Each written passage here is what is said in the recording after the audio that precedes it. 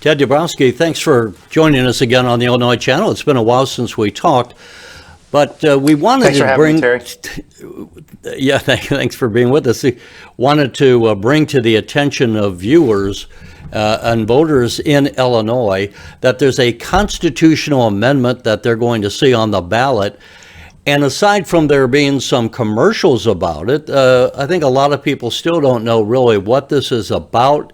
It's often referred to as Amendment Number 1 because that's what it is. It would change the Illinois Constitution.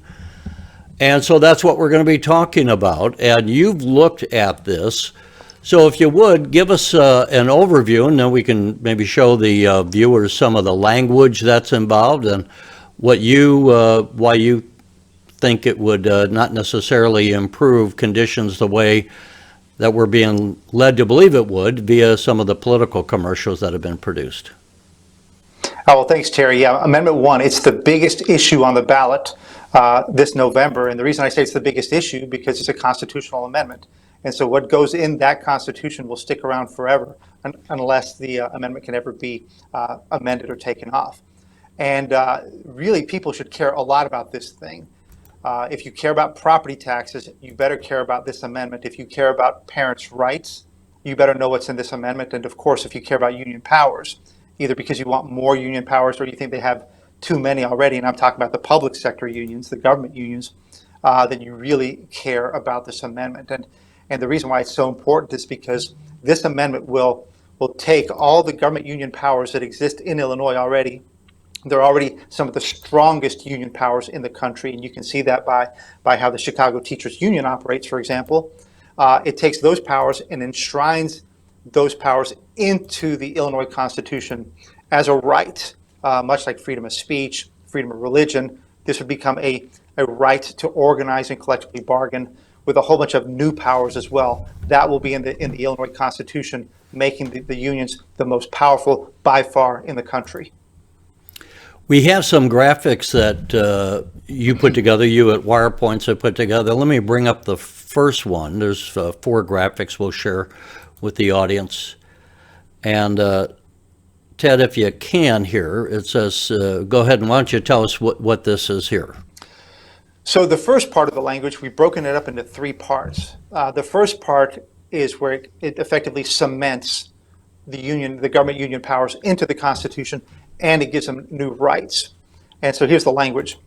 Employees shall have the fundamental right to organize and to bargain collectively through representatives of their own choosing for the purpose of negotiating wages, hours, and working conditions, and here's what's important, and to protect their economic welfare and safety at work.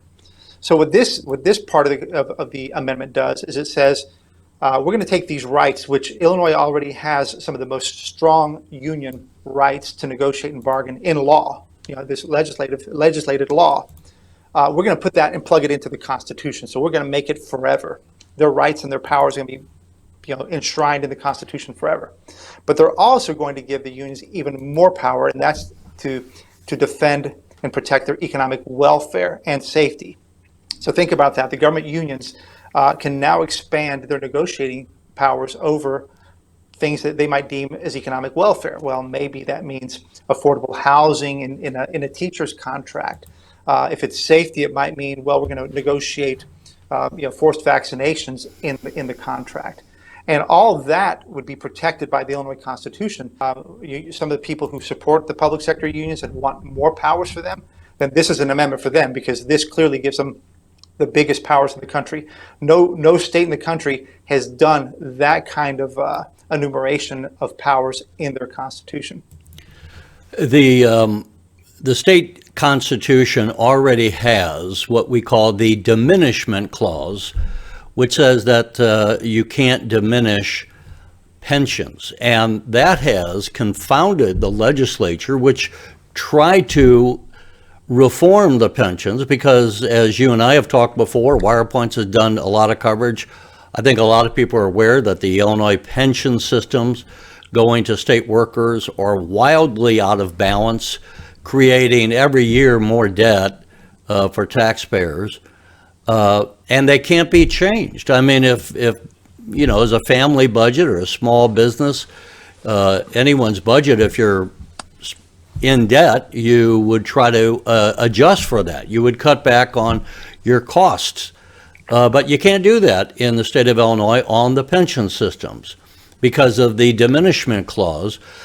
And people have argued if we put in Amendment 1 here on these collective bargaining rights, it would be tying the hands of the state legislature going forward, just as the diminishment clause in the Illinois Constitution that was written 52 years ago has tied the hands of the legislature being able to make adjustments to the pension. So in the broader context, I would guess that you would say that that is another problem with this Amendment 1. Is that right?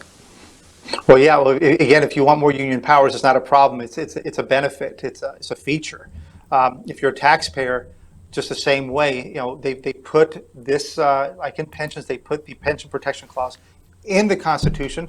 You can't amend pensions. It's one of the reasons we have the highest property taxes in the country, because our costs can only go up because of the pension protection clause. We can never reform pensions.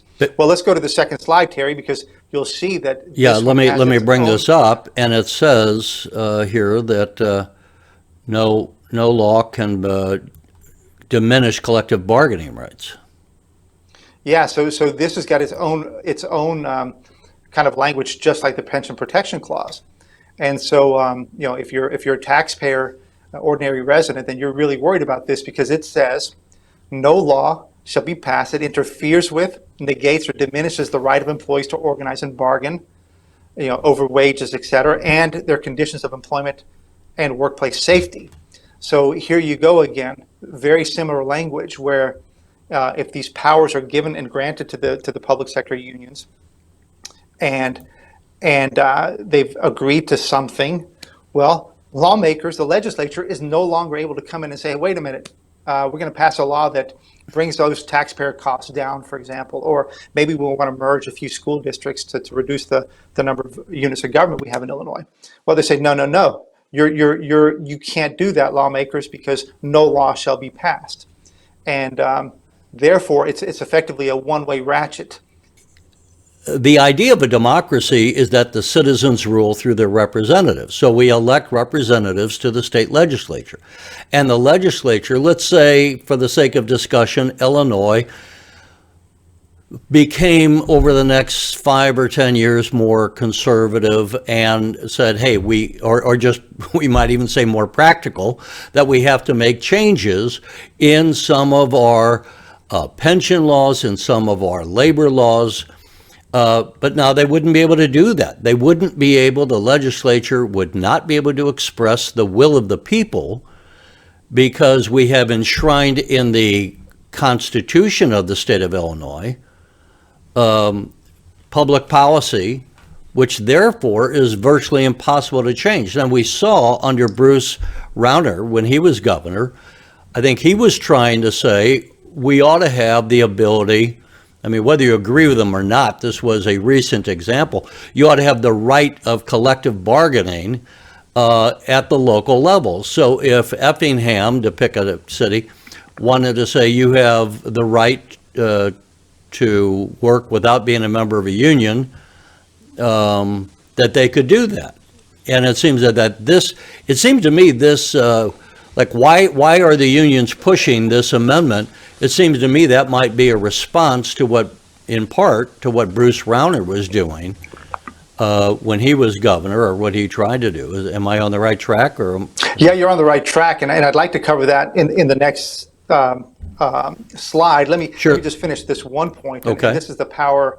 This is the power of this amendment, and that's where the legislature, for example, would have a really hard time ever lowering property taxes. Look, we pay the highest property taxes in the country. We're always competing with New Jersey for position number 1 or 2. So we already pay the highest property taxes, and a lot of that has to do with union power. Well, this amendment would give them more power, and as we just said, it gives less power to the legislature. So imagine that the legislature tries to pass something to lower property taxes. The unions will immediately point at their economic welfare, that something's limiting their powers to organize and protect their economic welfare. But you can also imagine something like this where a school district or the parents in a school district don't want, for example, some of the sex ed educational stuff that's going into kindergarten and first grade and second grade. Maybe they don't want that. But the unions argue that for their safety and the safety of their school, they want it, and they put it in a contract. Well, parents would be, wouldn't be able to do anything, and neither would lawmakers, because again, the unions would point at the safety clause within the amendment, and it really, really hampers the citizens of Illinois to do something. Now, some people like that. You'll remember Terry McAuliffe running for governor in Virginia. He wanted to keep parents out of the curriculum. He said it so directly. So for people who want parents to not interfere in schools, not be part of curriculum, they'll push for this. It sounds good to say we're going to have workers' rights, but the unions already have the right to collective bargaining in Illinois, right? Oh, absolutely. They have some of the strongest rights. This is a good time to bring up that we have some of the most extreme powers for the unions in Illinois. So in Illinois, a school district, for example, must negotiate directly with the teachers union. It's required. It's compulsory. Okay, and if the teachers don't like it, the teachers could legally strike. Okay, now let me contrast that with Texas. Texas makes it against the law for their local governments to negotiate with the unions. There in Texas, they favor ordinary residents over the powers of the union, and there is no right to strike for teachers in Texas. So we're on one extreme, Texas is on the other, and that's why we already have too many powers. This is one of the reasons why we have the highest property taxes in the country. So I think what you had said just a bit, and we'll bring up a new graphic, but we talk about CRT, we passed the sexual education law. This is a big issue, this election. And a lot of the voters, a lot of the parents say, we don't want you teaching that America was founded on racism. So here again, as you brought up, this amendment could prohibit, all of a sudden, the schools from getting rid of CRT if the teachers' unions then sued the school district and said, no, you're violating this new Amendment 1 Constitution to the Illinois. And right. Let me just bring this up as an example, where it says blocks right to work for the private sector, but you look at some of this language here, and let me go ahead and have you explain the meaning of it as you've been studied it. Right. So the one thing that this amendment does as regards to the private sector has very little impact on the private sector overall, except for one thing, and that's the right to work. So many people remember the Janus decision by the Supreme Court back 2017, 2018, I think it's 2017. That's when they ruled on behalf of the entire country and on behalf of all public sector unions, government unions, that you no longer were forced to be part of the union as a condition of employment. So now you had a choice. It's really like truly workers' rights. A worker could decide to be in the union or not be in the union and still work in the public sector. And that's a national thing. As it regards to private sector, the federal law does allow each state to choose whether it wants to be a right to work state or not. Many states in the South are right to work. Indiana's a right to work state, and we're talking about private sector now. Indiana's right to work, Wisconsin's right to work, Michigan's right to work, Kentucky's right to work, Iowa's right to work. The only one of our neighbors that's not right to work is Missouri. And in the private sector, right to work means that you can work for a company and you don't have to join the union as a condition of employment. Well, can I bring up this next amendment, if Sure. I might here? This is, next slide, because I think it addresses the point you're making right here. Amendment 1 does not improve the rights of the private sector workers. And well, we got to distinguish between public sector and private sector. Correct. But I want to emphasize that Sure. for the viewers, that we have to distinguish here between if you're working for a government or if you're working for a private sector. And I think this slide makes it clear that Amendment 1 does not apply to the private sector. Except for, Terry, let me jump in here, except for, if you go back to the previous slide, except for right to work. And this amendment would ban right to work for the private sector. That's the one thing that this amendment impacts in the private sector. It bans right to work. So, in other words, we could never try to be more competitive with our neighbors who are right to work. Well, Ted, how would, if it bans right to work, I think I just answered my own question. Some people would say, and you were just talking about this, the Janus decision. In fact, Mark Janus lives in the Springfield area. That's right. But the Janus decision saying you don't have to join a union only applies to the public sector employees. Public sector, right. So this Amendment 1 to the Illinois Constitution, which we're talking about, would block right to work for the private sector if the legislature wanted to pass that such a law. This Workers' Rights Amendment actually blocks right to work for the private sector. It's one of those laws. Yeah, and this is, again, to me, having covered government for 30 years, the problem I can see with this amendment is that you have an interest group, in this case the unions, so all the unions that would be working for government, because it applies to the public sector. So the big one there, not the only one, but the big one would be the teachers union. And again, so let's just emphasize, it's not just state workers. Teachers are not state workers, they're local workers at the local school district. But the problem with the amendment is you are making policy which should be flexible. And to make an example, 1 year we might raise taxes, the next year we might, or 2 years, 4 years later, we might want to cut taxes. We might want to spend more money on highways 1 year and less money on highways 3 years later. That's how government works as an expression of the will of the people. What this amendment would do is put into stone public policy. And so you're trying to tie the hands of the legislature and take away the legislature's flexibility in making laws. And so you have an interest group, being the public sector unions, which are trying to put into stone, chisel into stone, this is what we want, and if we get this amendment passed, then it can't be changed anymore unless you pass another constitutional amendment to override the first Amendment 1, which is, I don't think, ever been done, to my knowledge, in the state of Illinois.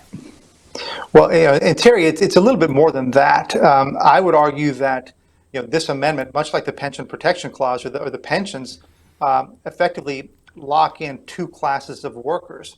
One class is protected by the Constitution. They have, pensions, lifelong pensions protected by the Constitution. They would have the rights to organize and strike, the rights to long-term contracts, guaranteed raises. All those things would be effectively guaranteed by the Constitution. And the second class would be the private sector workers who get no such benefits. They don't get anything like that. Nobody in the private sector gets long-term pensions and guaranteed contracts. And yet, they're forced to pay. The private class is forced to pay for all the benefits of the first class. And so it's locking and it's cementing two classes of workers. And everybody have to decide whether that's right or not. But I think we'd go the furthest in the country in doing something like that, where our government workers, our government unions are enshrined in the Constitution, and the private sector workers who don't get such protections have to pay for them. Yeah, let me just use one more example, and I'm going to reverse the process, but to illustrate kind of what I was saying, that this is, to me, not the way to govern, that you don't put policy, which should be flexible, into a constitution. A constitution should have, the general rules of governing, such as the governor can serve 2 terms, or the governor can serve 1 term, or the governor doesn't have any term limits, or do we have term limits on state legislatures? Those are the rules of governing, which is the purpose of a constitution. You have the right to free speech. You have the right to have guns. But if you want to make policy changes, that's what the legislature should do. So when we take policy, as this, I would argue, is doing, and put it into the Constitution, that's just bad governing, because it takes away the flexibility from then on for the state. And as I said earlier, we see the problem with the Constitution as it was written in 1970, where it says you can't diminish pensions in any form, in any way. And now the legislature every year has to put more and more and more of the state budget into making the pension payments. Even though the system is totally out of balance, they can't adjust it like they should as rational people. Yeah, and I think it's worth talking a little bit about what a mess Illinois is in already. So this is something voters on Amendment 1 have to take into account, is that, Illinois is in deep, deep trouble. And right now things are a little bit different because of the nearly $200 billion that came into both the public and the private sector in terms of federal aid. But we have the highest property taxes in the country. We're losing people more than any other state except for New York State. We've suffered in home values. We have some of the worst home value performance in the country. And this has not been a hospitable place to live. And so the question has to be, under those conditions, do we want, does the Illinois public want to give its government unions ever more powers enshrined in the Constitution, locked in forever? Or do they think that, or should they vote no? Now, it's an important point to make, Terry, that if the Illinois populace votes no on this amendment, the unions don't lose a single right that they have today. Right? So a no vote. I was just going to ask that question. Anything. If you vote against this amendment, it doesn't mean that you're really voting to damage the unions. Correct. They maintain every one of their powers, and as I've said, they already have some of the biggest, if not the biggest, powers in the country already. Right. So, under existing law, look away, at how unions are doing in the state of Illinois. They're not doing poorly.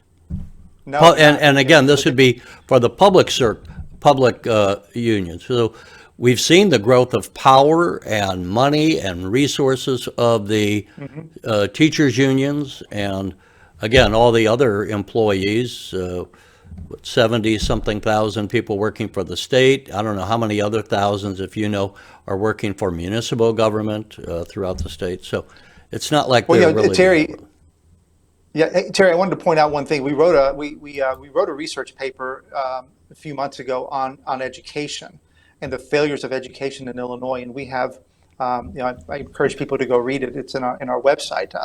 But the Wall Street Journal opined on it today. Their editorial board wrote a piece on it, and it highlighted, just how destructive Illinois education has been. Decatur's black third graders, only 2% of them could read at grade level, and this was before COVID. Only 1% of those third black graders could do math at grade level. It was the same thing in Rockford, 7% in Rockford. There's 11% of kids in Hispanic kids in Elgin, third graders, who could read at grade level. 16% of white, only 16% of white kids in Decatur's third grade could read at grade level. It's a really damning report, and the Wall Street Journal did a great piece on it to bring to light what a failure we've been in education. Well, this amendment, like we said, would enshrine the union powers and keep them in place and give them more powers. So how would we ever reform? That's a question for the Illinois populace. How would we ever reform education?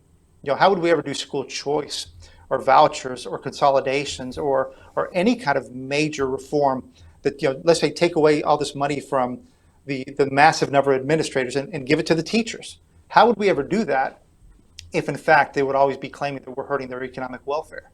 So it's something really important for Illinoisans to take into account as they look at Amendment 1.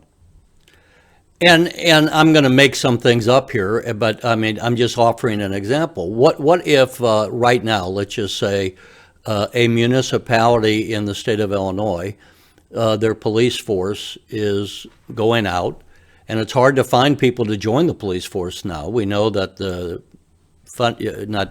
funding of the police is always difficult, but also now they're not getting the new recruits like they have in years past. Correct. So we probably have a whole lot of police departments around the state. We have state police going out, one officer to a car. But if the unions all of a sudden wanted to negotiate with the city or with the state and said, no, for safety purposes, we need 2 officers to a car, then apparently the city wouldn't be able to question that idea that the unions want in the contract, because it would involve safety, and that's part of this new proposed amendment to the state constitution. Well, they certainly be, the unions would certainly be within their rights, according to the Constitution Amendment, to negotiate those things. But Terry, it goes much further than that. Even today, in the Chicago. If I might, press, Ted, let me just throw this in real quick. I mean, just to show again, this the last line, the right to bargain collectively through their representatives. And it goes down on the last line, and to protect economic welfare and safety at work. So I'm making that example up, but again, it's a good example. It's the kind of thing where all of a sudden you could say, the mayor and the city council might say, well, how are we going to afford this? No, Terry, they might just agree with it and raise taxes, right? Right. And that's the problem. That's why we have such high property taxes. But even in today's Chicago press, they're talking about the Chicago funding affordable housing for teachers. So how the heck that's becoming part of the contract? That's where we're headed. And so this would make it much easier for them to negotiate things like safety and affordable housing, or the case that you mentioned, 2 police in a car. Because again, it has to protect their economic welfare. And what does that mean? Does that mean that we give them free housing? Does that mean that we give them subsidized housing? It's undefined, Terry, and that's the problem with this amendment. These few words, it's 2 sentences, few words would define everything, and forget the laws that are on the books, because this would take over. The question would be, we would be fighting over what are the benefits, what are the safety, all that. It could really make a mess of Illinois, but it certainly would increase the powers of the unions, and also with that diminishment language, it'd be hard to change going forward. I've already kept you longer than I intended, but do you know? I mean, we already have people fleeing Illinois because of the high taxes, the high property taxes. This, as you just argued, as we illustrated with, if we give subsidized housing to public employees, or if the police argued, the fire department argued something that would raise costs, you'd almost have to be doing it because of this constitutional amendment. And the way the government would have to pay for that is presumably to raise property taxes even more. Do you know I think we lost 100,000 people, was it last year? Do you know the number offhand? Oh, to out-migration, we lost, what was the number, 120,000, whatever, 80 to 120. It's every year it's been around that number recently. And that's not 1 year, that's been going on for years, right? I mean, correct. Yeah, so the whole point is that, any growth we should have had because of our birth rates and because of international immigration, any growth we should have had from that is basically being wiped out by people leaving the state in record numbers. Ted, one thing you brought up your website. If people want more information, I'm sorry I don't have a graphic available, but what is your website? Okay, it's wirepoints.org, and as it relates to Amendment 1, we have a red button at the top of our website page. So if you go to wirepoints.org, and you'll hit a red button that says Amendment 1, and it'll take you through the language of the amendment, the pros, what the supporters of the amendment would say or argue, what the opponents would argue. We've got who voted for it and who didn't vote for it, the pamphlet language as well. So it's a good educational site, and you can learn more about the amendment there. And again, if you're very pro-union, which is fine, remember, this doesn't apply to workers in the private sector, aside from right to work wording in there. Yeah, Terry, and you're making a point that I don't think we covered well enough, was that all such issues regarding safety and things like that are covered for private sector are covered by federal law. Those federal laws preempt laws that are done or the Constitution in Illinois. So it's all covered by federal law. So one point I should make is that a lot of those TV ads that are implying that private sector workers in hospitals or whatever would be more protected by the amendment, it's just not true. This amendment does not apply to them. And Senator Villavalem, who actually was a sponsor of this law, of this amendment, I should say, he said so himself in committee when he said that. Well, here, let me bring that up because we have that graphic. There it is. Yeah. As federal labor law stands today, the amendment could not apply to the private sector. That's right. And that's just, it's called preemption, and everybody knows it. He knows it. The Wall Street Journal covered it really well, saying that, yeah, this is not covered. So basically, those ads are just not true, but they're being used to garner more votes from the private sector, hoping that people think it's for them and they vote for it. But Ted, if people wanted more information, can they, well, go to your website and hopefully that answers. Yeah, and we've got a sign up there so people can sign up for more information as we release information. And of course, they can always reach out to us at wirepoints.org. It's easy to get in touch with us, and we can share more information. I would just share too, from my perspective, I don't care what the voters go for, but we shouldn't. We're dropping these things just like we did with this Safety Act, where it was passed in the dark of night, literally at the last minute. We ought to have these issues get a full airing. I mean, that's part of what the Illinois Channel is about, trying to bring attention. You can't cover these issues no matter how well you want to do it at the local news level, because you don't have the time to really go into it.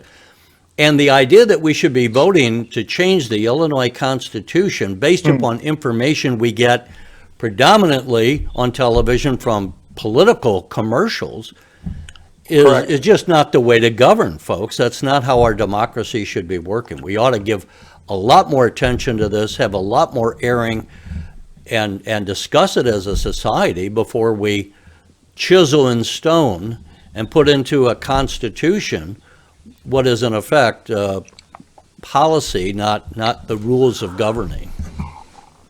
Terry, you're absolutely right. I mean, that's why I say it's a huge thing. We've seen the Pension Protection Clause, and it's stuck around for 50 years, and it's wreaked havoc on this state. We're almost junk rated until the COVID bailout came along, and this would have similar implications, and yet nobody's talking about it. Very few people know about it. I think many people just are keeping quiet about it, hoping it passes. And like you said, this should really be debated and talked about. Education on both sides. Let both sides defend their positions and educate. And that's what we're trying to do. At Wirepoints, we put up both pro and con pieces on our website. Whatever other people are writing, we post it so people can learn and hear both sides and help people make a decision on their own. But folks, if every time your property taxes go up for whatever reason, it's going to inhibit or lower your property, the value of your home. Because if someone wants to buy your home and your property taxes went from $9,000 to $12,000, it makes it obviously more difficult to afford that home for a new buyer. So anytime we pass legislation, whether it's a constitutional amendment or not, that drives up property taxes because we're raising the cost of government, that's going to be diminishing. The state says we can't diminish other people's pensions, but if you want to retire and use the equity in your home you've been living in for 25 years, we're going to be diminishing your pension basically because we're going to be diminishing the value of your home and the amount of money you can get out of it when you go to sell it. I mean, so this is where it, to me, it is a fraud on the voters to be shoving something as mammoth as this is, as consequential as this is, when we have not covered it to the extent we have. And the people would be right to say, why didn't anyone tell us that this was going to be the consequences after it's voted in, and people thinking, well, my dad was a union guy, my brother's a union guy, I'm going to vote for this as a pro-union family, and they've just not been told what it's actually going to mean to them and their economic freedom, or to the freedoms of governing in Illinois, because you're putting handcuffs on the legislature from here on out if you change the Constitution. Yeah, and Terry, I think, most people would be fine with whichever way the vote goes, but it shouldn't include, dishonest ads that are showing you this is a workers' rights for the private sector when in fact it has no impact on them. And two, we have to be really careful how we name things. It's called workers' rights, but it bans right to work. So that's really ironic or contradictory, but that's the game being played today in Illinois, and it's one of the reasons why we're struggling so much with keeping our people here, and really, I think people's prosperity is really suffering here in Illinois. Well, Ted, hopefully if the people stuck through our whole show here, that they learned a lot more than they have learned, because again, it's I don't mean to blame the commercial media for not doing their job, but I would just say the reality is, as everyone knows, the media infrastructure, the newspaper people who in years past, that's where you would have had a lot more details. They're hanging on by their fingernails, and they just don't have the staff that they used to have to cover these issues as in depth. And so tragically, public policy issues are just not covered as they should have been now as they were in the past.